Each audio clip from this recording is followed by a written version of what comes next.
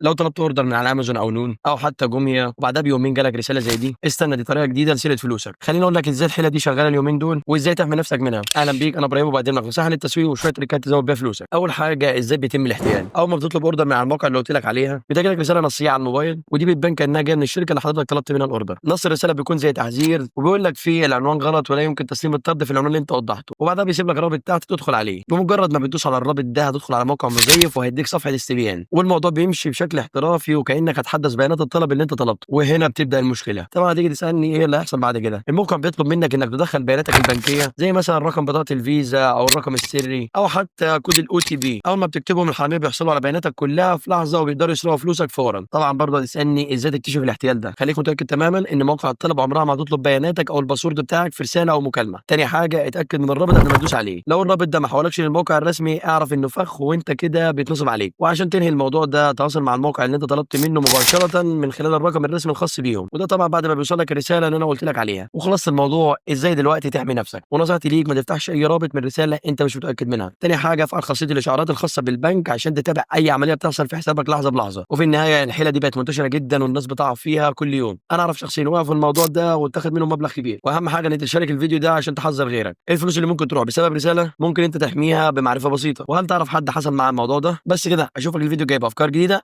سلام.